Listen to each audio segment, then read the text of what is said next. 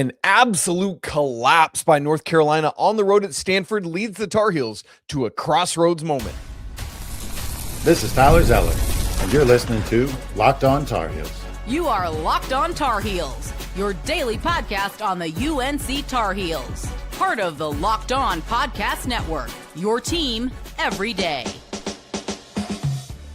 Oh boy, hey there, it's Wednesday, January 14th, 2026. Welcome into the Locked On Tar Heels podcast, the only daily North Carolina show out there. I'm your host, Isaac Schade. You're joining me live after Carolina collapses at Stanford here on the Locked On Podcast Network, the number one sports podcast network out there. Thanks so much for making us your first listen or watch. Special shout out to all the everydayers here with us, all the members of the Locked On Tar Heels Discord, and our insiders as well. This episode is brought to you by FanDuel. The college football playoff is just about to wrap up, and FanDuel is the best place to get in on the action all playoff long. Visit FanDuel.com to get your college football playoff profit boosts going every game day. That'll be next Monday, the national championship. Oh, we got to do this, don't we? North Carolina falls at Stanford 95-90 in the game that they led for, how long did Carolina lead this basketball game? 37 minutes and 56 seconds. What on the actual good green earth is going on for the Tar Heels? Carolina falls to 14-3 overall, 2-2 in ACC play. Yet another missed opportunity to get that fourth quad one win on the road, as Carolina did the same thing at SMU a couple weeks ago. How about that Boopy Miller buzzer beater tonight? Oh my goodness, that was wild. Carolina came into this game 30th at Ken Palm. They fall to 35th. The offense actually goes up from 43rd in offensive efficiency to 33rd, but the defense falls from 37th in defensive efficiency to 51st. Let's remember, oh, by the way, that just a couple weeks ago, this Tar Heels defense was 19th in defensive efficiency. It ain't that no more, gang. I'm going to tell you right now. So all of that adds up to mean that this is a therapy session of the most urgent kind. So here's what we do on these. If you're brand new, if you're coming in for the misery, if you're joining because misery loves company, what we do on these is we'll unpack the game, big picture, small picture. We'll look at what it means going forward, all of that. You guys, there's no way around it. This was an utter collapse, a choke job. Like, it's one thing to lead a game by double digits in the first half, let the other team get back in after the emotion of the game wears off, and then it's tight the rest of the way. But in this game, North Carolina led by double digits by 12 in both halves at different moments. The first half they led by 12, let Stanford come back and tie it at 34. Carolina goes on an 8-1 run. They push back out. Stanford closes again. It's a 2-point halftime lead. Then Carolina comes out of the locker room, and I was like, yes, thank you. Good grief, thank you. This is what needed to happen. The defensive intensity was there. They were staying locked into Okorie. Through the first 5 minutes of the second half, Carolina forced 5 turnovers. Caleb Wilson started the second half on a personal 8-0 run. Carolina's back out to a double-digit lead, and yet the Tar Heels fall apart again. And it's funny because I feel like when you watch this thing, it's like, I don't know, the offense looks really inefficient because the guards can't get the ball to anybody, but the offense is scoring points and they're doing well. The issue is this defense that for the first 14 games of the season never allowed an opponent more 75 points, held every opponent under 75 points. Somehow that was a complete sham because the last 3 opponents have absolutely blown right past that number. North Carolina, in the 13 games of non-conference play, did not, allowed just 2 opponents to get to double-digit 3-pointers made. They've now played 4 ACC games, and every single ACC opponent has made at least 12. FSU, 12. 14 each for SMU and Wake Forest. And tonight, 16 3-pointers allowed by the Tar Heels, which is a record for the Hubert Davis era. And I don't have to tell you how wide open a whole bunch of those threes were. It was ugly. And yeah, Ebuka Okorie is the head of the snake. And boy, I'm telling you guys, he is a phenomenal basketball player. I just like the basketball person in me, the basketball lover, loves watching him play. But boy, that was painful tonight because Carolina could do nothing to stop him. And his career high, what was it when he was all said and done? 36. But he also had 9 assists and 1 turnover. So he made 12, assisted on 9 more. That's 21. They made 32. So Ebuka Okorie was directly responsible for 21 of Stanford's 32 field goals. My goodness. That was painful. So all of that brings us, and there's obviously more specifics to say, but right off the top, let's go big picture. This is a crossroads moment because if we rewind the tape, even through the Florida State game, we would be saying, man, this season looks like it could have something special to it. Carolina's got some things to figure out. They got to figure out their point guard situation. There's some other things, but I think they got enough defensively. If any of the guards can just get it into Veesaar and Wilson, you're going to be set. But in games 15, 16, and 17, we have learned a different story. There is a mask that has been removed, and what was behind it is ugly, and somehow it was being hidden. Because now we see that this Carolina team seems to be completely flawed on defense. And Coach Davis has been talking about it. We've all been talking about it.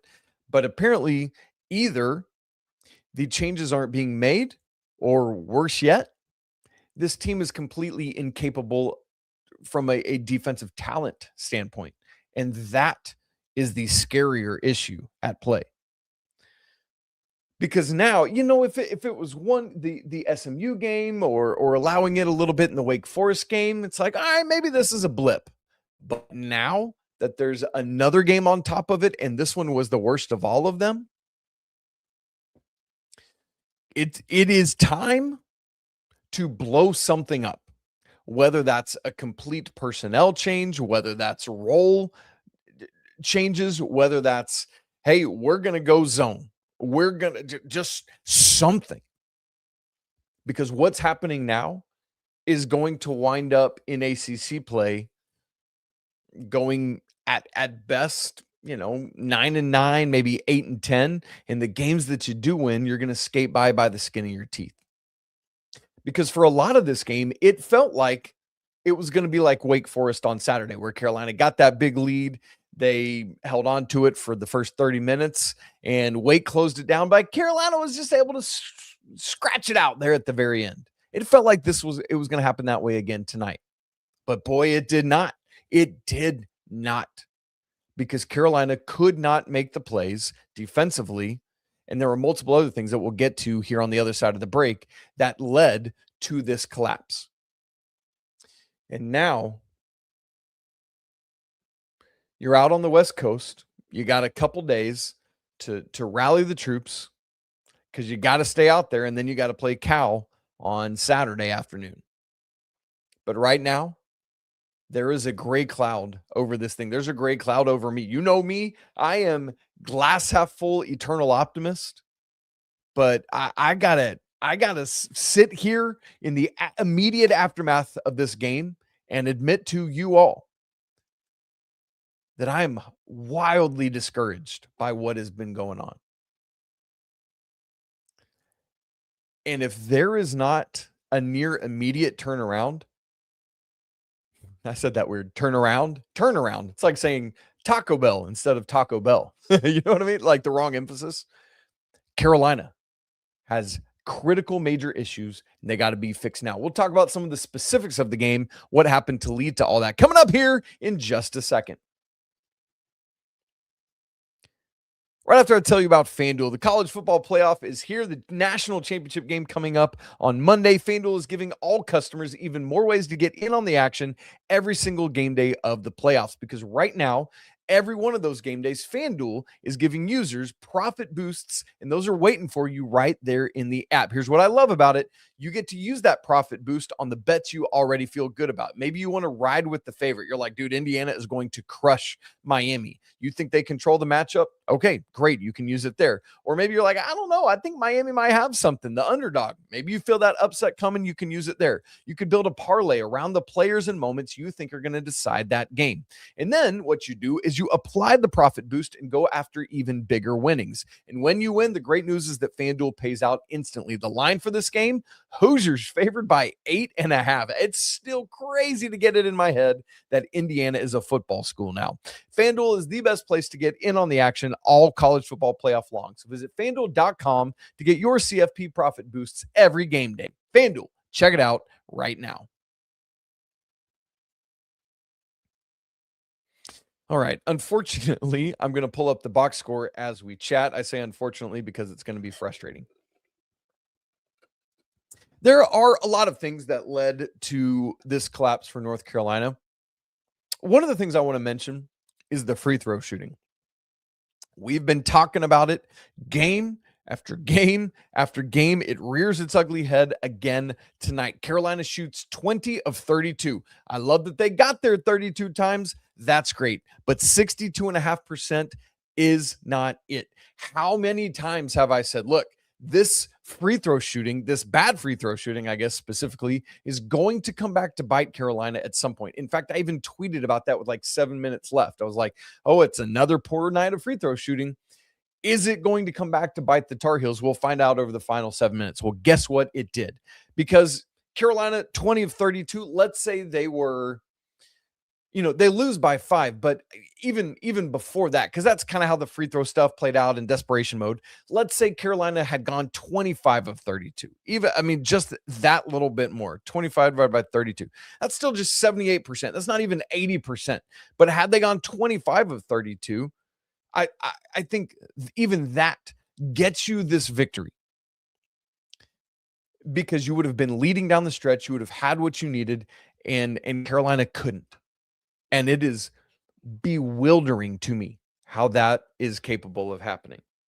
And another part of the bummer of all this is that in the same way that Carolina didn't have the front court pieces necessary last year, and so we're wasting some of the nice backcourt years, RJ Davis's senior year, for example. Carolina's inability to have a highly capable backcourt this year, the exact opposite, could potentially end up wasting this very special year that Carolina's front court duo of Caleb Wilson and Henry Veesaar are achieving. Career nights for both of them. New career high for Caleb Wilson, 26 points on 11 of 16 shooting. Didn't attempt a 3, 4 of 7 at the free throw line, 9 boards, didn't quite get to another double-double. Had 2 assists and 3 turnovers, a block, and 2 steals. Henry Veesaar ties his career high, 26 points, 9 of 12 from the field, 2 of 2 from 3, 6 of 11 at the free throw line, 6 rebounds. It's confounding how these dudes could combine to score 52 points, could combine to go 20 of 28 from the field, could combine in the second half to go, I wrote it down, let me go back and find it, could combine to go 12, forgive me, I'm looking for it. 12 of 12 combined in the second half for Wilson and Veesaar. And it didn't matter. It's wasted because Carolina couldn't do what they needed to do. And if we zoom in on the end of this game, the teams were basically trading buckets. And it's like, all right, I'm content with that, but Carolina's got to continue to do it. And here's where the lack of point guard capability came in, because Carolina, and frankly, I think for me, this is on the coaches, because remember last week, Coach Dave was like, nah, I don't need to identify a point guard. We'll just see what happens. I like having multiple guys out there. That's the problem. Somebody needs to be able to own the mantle of I am the point guard for the North Carolina Tar Heels, and I'm the dude. Without that, you're going to continue to see a lack of role awareness or knowledge, and that's going to continue to hurt the Tar Heels. So down the final stretch of the game, Carolina in this game did a pretty good 11 turnovers, fine, whatever. You'd like to see a few fewer, but that's all right. Carolina in the final 1 minute and 21 second turned the ball over 3 times. Turned it over 4 times in the final 4:55. And the two critical ones were the ones with 121 and with 50 seconds left, because at that moment in time, North Carolina had just given up. Is that right? Carolina still had the lead, 87-85. Kyan Evans loses. He was trying to split 2 defenders, lost the ball out of bounds. That's when Stanford takes that first lead. The first lead since 5-4. Remember when they go up 5-4? Carolina went on a little bit of a run. It was like, oh yeah, nice start on the road. This is great. This is what you need. Stanford comes down, makes a 3 to go up 1. Carolina has another turnover. This one's Caleb Wilson. And then they come down and hit another 3, 91-87, 32 seconds left. That's it, man. I know, like a miracle, you could come back and get it. Sure, fine, whatever. The game was lost right there. If Carolina had a true, honest-to-goodness point guard in that moment, that does not happen. And that's the issue. I mean, there are tons of other issues, but that alone, Carolina still could have won this basketball game had they simply gotten shots up on those 2 possessions. Because they were probably going to get the ball to Caleb Wilson or Henry Veesaar, and one of those dudes was going to make a shot, because they literally didn't miss in the second half. In fact, how about this? Not even just those 2 guys. Carolina as a team in the second half. From 3, not good. You know, in the first half, Carolina was good from 3. They were 5 of 7. Looked really good because the ball was going in the basket. In the second half, Carolina was 1 of 9 from 3. But they get this. From 2, I'm gonna scoot into the camera so I can make sure you hear me real good. From 2-point range in the second half, Carolina was 16 of 17. 16 of 17. And one of the things I loved about how Carolina approached this is they didn't take as many threes in this game. And I thought that was great. The problem was they weren't defending the threes on the other side. They were doing exactly what they needed to do from 2. Overall, for the game, in the second half, Carolina shot 65.4% in the second half. For the game, Carolina shot 58.2%. But because the defense was so lacking and was so inept, they lost. They lost. Carolina lost this basketball game. On a game where they were 1.286 on points per possession. In the second half, 1.229. In the first half, 1.343. But it didn't matter because they allowed Stanford to go 1.377 for the game. In the second half, Stanford was 1.429 points per possession. You are not going to win a basketball game doing that. 16 of 28 Stanford was from 3. Woo! You guys, it is painful, and things have to get turned around right now. And we'll get to that in a second, but that's kind of how I want to wrap the show, looking at this crossroads moment and what it means and what you got to do. One of the things that was nice, it was a nice game for Luka Bogovac. He had been struggling lately. Double digits in one of his most recent 6 games. 4 of those 5 games where he didn't have double digits, he scored 0, 0, 2, and 2. In this game, 13 points. He was the third, or actually tied with Seth as the third leading scorer. 4 of 9 from the field, 1 of 4 from 3, 4 of 4 at the free throw line. The problem was he's still kind of forcing a few things, taking some shots that maybe they were shots you take in Europe, but not shots that I think Coach Davis wants. And that's an issue. For the game, when I look at it, Jonathan Powell played 3 minutes in this basketball game. That is confounding to me. Like maybe there's something we don't understand. Maybe he's banged up. Maybe, there was an issue off the court that we don't know about. But assuming everything was good, why is Jonathan Powell only playing 3 minutes in a game where Carolina was struggling to defend. Utilize his length and athleticism on the defensive end of the floor. Like, something's got to be there. Whoo! I'm feeling a certain kind of way right now. And you know me, I don't often get to moments like this. But man, with the way the defense got embarrassed tonight, it was an absolute wild turn of events. And so we got to take stock of this. We got to look at what you do in a moment like this as a high-level athlete, because the season's not over, but it could be. And so Carolina has to figure out what they want to do. And that's what we'll talk about when we come back on the other side, coming up in just a second.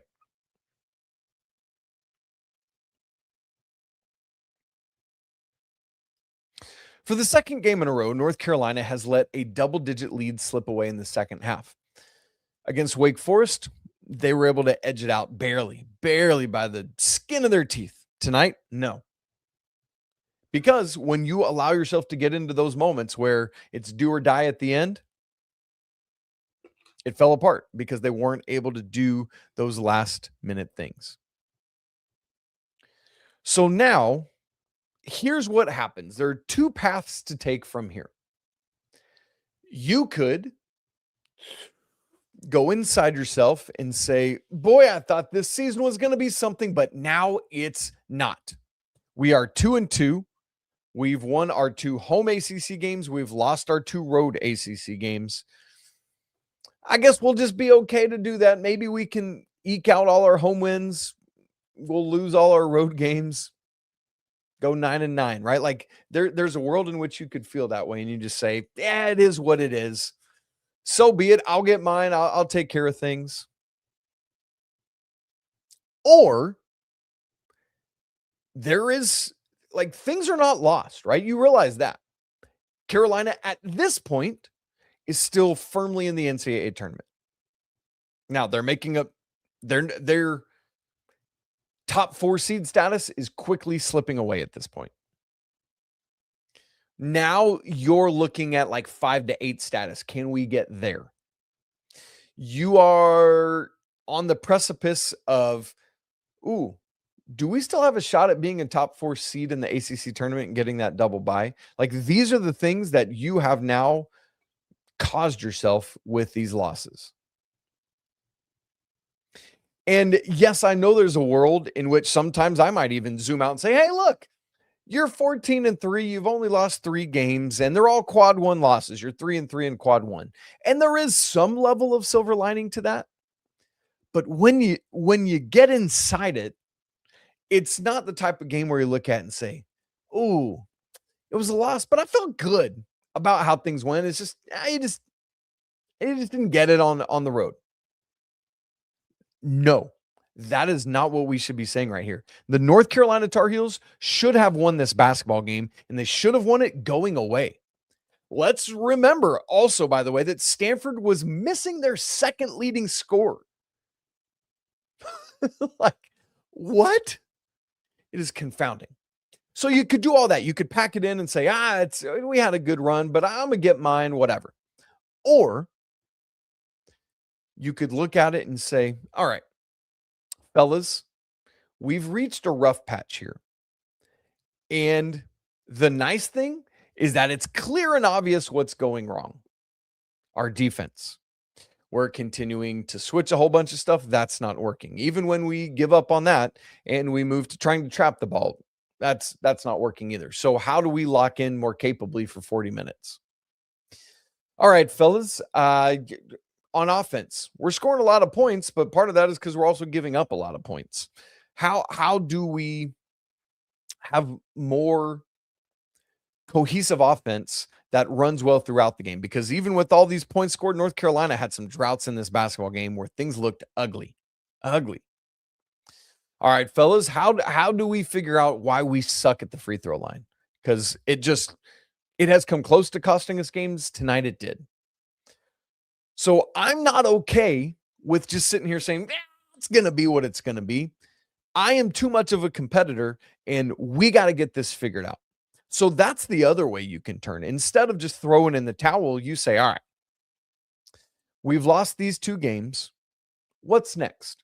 How do we right the ship against Cal? How do we come home next week and right the ship against Notre Dame? Because then we got to go to Virginia. And the Cavs right now, you guys, I'm telling you, they, to me right now, are the second best team in the ACC because North Carolina does not look like it. NC State does not look like it. Louisville doesn't look like it. I know they've got some injury issues. But my goodness. The thing is, though, that time is right now. You have got to nip this in the bud before it gets worse. Because now the word is out on the Tar Heels. I can score on the Tar Heels at will. Their guards can be had. They're not going to defend well. Carolina is going to switch too much, and then we can get the mismatches we want and exploit them and attack. North Carolina is not going to defend the three-point line very well. So they can close in on us in the lane. Fine, we're going to kick out, and even if we're not a good three-point shooting team, we're guaranteed to make at least 12 because every ACC opponent has so far. So the book is out on the Tar Heels, but you have an opportunity to not be willing to accept that. One of these guards has to step up and say, I'm going to be the man, and we're going to do this. And then the front court has to continue to deliver and make their free throws. That's where we sit right now. I know there's all the comments, but I know they are heated, and I know that they are just not something that probably would be wise to just go and mess with tonight. So we're not going to do that. But what I am going to do is this. I'm going to go take a breather. I'm going to go update all the stats. I'm going to relook at stuff. And then I'm going to come back and record the Thursday show.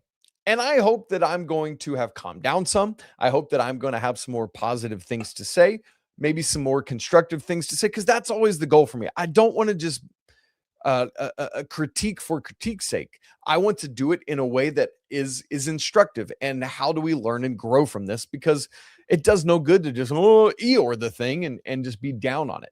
I know the emotion of the immediate aftermath of the game is going right now, and I get that and I hear that, and that's accepted and it's intended and it's supposed to be there. But you got to pick up the pieces and you got to move forward. Are there bigger conversations to say about, man, what is this going to mean long term? Probably so. I'm not ready to have those conversations right now, but if things like this continue to happen, we move right back into an area where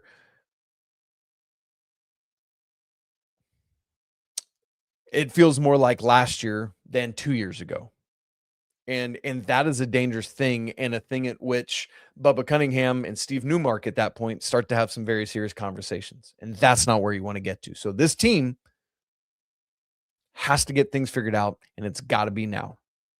You got 2 days of no game, and then you got to go to Cal, and you got to get a big lead, and you got to keep pushing that lead out. You got to learn how to step on somebody's neck in a healthy basketball sort of way. Hear me, like you got to stay on the gas. Let's put it that way then. How about that? And you got to go out and dominate a basketball game, because this team is not showing the ability to do that right now. Here's the wild thing. Carolina has the ability to get these leads. It's the lulls. That's the problem. They got to get that figured out. All right, guys. Thanks for sticking with me here. Literally 300. We just crossed 300 comments. That's where things are at right now. I'm sure everyone is crashing out along with me, and so be it. That is what it is. All right, you guys, if you haven't subscribed to the show, video and audio, do it right now so you don't miss a second of Locked On Tar Heels. Coach Rob's going to join me to record the Friday show, so we'll get his takes on some of this and see what's going on in his mind. If you have not joined the Locked On Tar Heels Discord, we'd love to see you there. If you've not hopped in on the brand new Everydayers Club for Locked On Tar Heels, man, that's a great brand new thing that Locked On has started. We'd love to see you in there. That link is in the show notes. It's maybe harder to say it today than usual, but it is true. Coach Smith would like us all to remember that there are bigger things going on than basketball, that people all over the world don't even know this happened. So better days ahead. We will hopefully wake up tomorrow and live a good day. And with that said, it reminds me to be able to say that it's always a great day to be a Tar Heel. We'll talk again tomorrow, but until then, peace.